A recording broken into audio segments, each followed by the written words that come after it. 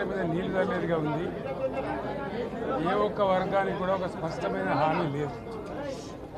రాష్ట్ర రైతులను పొగుడుతున్నట్టుగానే పొగుడుతూ వెన్నుపోటు పొడిచింది ఈ ప్రభుత్వం.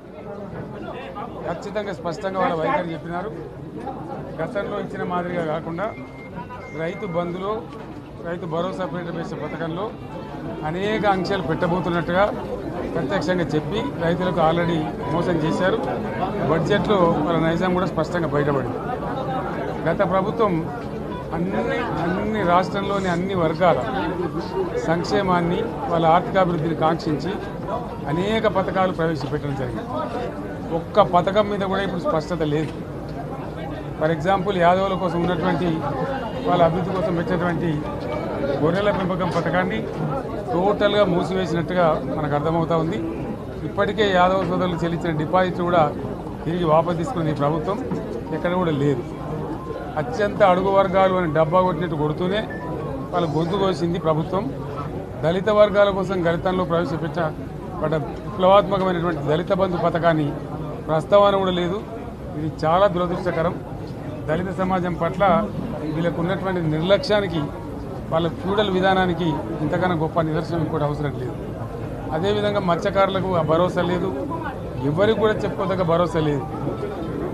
ఇందులో విశేషం హైలైట్ ఏంటంటే ఆర్థిక మంత్రి ప్రతి మాటను ఒత్తి ఆ డబ్బు వచ్చినప్పుడు అదేందుకు పెద్ద మహాప్రపంచ విజయంలాగా ఒత్తి చెప్పడం తప్ప కొత్తది ఏమీ లేదు. ఒత్తి పలుకులు పలకడం తప్ప కొత్తగా చెప్పింది ఏమీ లేదు. ఏ ఒక కొత్త సంక్షేమ పథకం కానీ ఏది కూడా లేదు. మహిళల పట్ల కూడా చాలా స్పష్టంగా చెప్పాల్సిన అవసరం ఉండే. కానీ వాళ్ళు మేము 1,00,000 కోట్లు అన్ని రుణాలు, ఆ రుణాలు వీలేదో ఇస్తున్నట్టుగా అది ఆల్రెడీ ఉన్న స్కీమే, నథింగ్ న్యూ అబౌట్ ఇట్, ఏమి లేదు. వెరసి ఇష్యూ యాజ్ ఏ హోల్.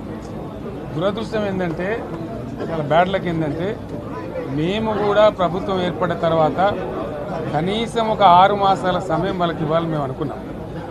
నేను కూడా శాసనసభకు పెద్దగా రాలేదు. కానీ ఈరోజు బడ్జెట్ చూస్తే ఏ ఒక్క పాలసీ ఫార్ములేషన్ జరగలేదు. రాష్ట్రానికి సంబంధించినటువంటి ఏ ఒక్క విషయంలో కూడా ఈ అర్బక ప్రభుత్వం ఇప్పటి వరకు పాలసీ ఫార్ములేషనే చేసినట్టుగా కనపడతలేదు. వ్యవసాయం ఉంది, మాకు స్పష్టమైన అవగాహన ఉండే ఈ రాష్ట్రంలో వ్యవసాయ స్థిరీకరణ జరగాలని మేము 2 పంటలకు కూడా ఇచ్చినాం రైతు బంధు. వీళ్ళు ఎగ్గొడతామని చెప్తా ఉన్నారు.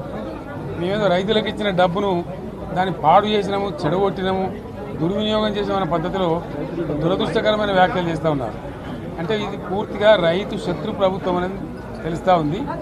ధాన్యం కొనుగోలు చేయలేదు, విద్యుత్ సరఫరా చేయడం లేదు, నీరు సరఫరా చేయడం లేదు, చాలా ఇబ్బందులు పెడతా ఉన్నారు. ఇంకా రైతు భరోసా, రైతు బంధు గురించి ఇంకా ప్రస్తావనే లేదు. ఎప్పుడు వేస్తారని మా ఎమ్మెల్యేలు అడిగితే కూడా కనీసం సమాధానం చెప్తలేరు. కాబట్టి రైతులను వంచింది ప్రభుత్వం, వృత్తి కార్మికులను వంచింది. ఒక్క పాలసీ, ఇండస్ట్రియల్ పాలసీ ఏమి లేదు. బట్టి గ్యాస్ ట్రాష్ వంచరంగా ఈస్ట్మన్ కలర్ లాగా చెప్పడం తప్ప, స్టోరీ టెల్లింగ్ లాగా ఉన్నది తప్ప బడ్జెట్ చెప్పినట్టు లేదు.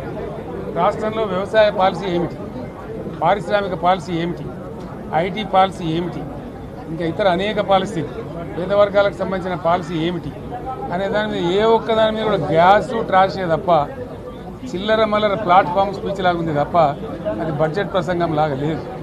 రాజకీయ సభలలో చెప్పినట్టు ఉంది తప్ప ఏ ఒక్క పాలసీని కూడా నిర్దిష్టంగా ఈ పనిని మేము ఎట్లా సాధిస్తాం, మా గోల్స్ ఇవి, మా టార్గెట్స్ ఇవి అనే పద్ధతి కానీ పద్దు కానీ లేదు.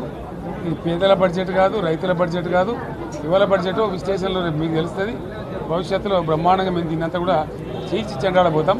Thank you.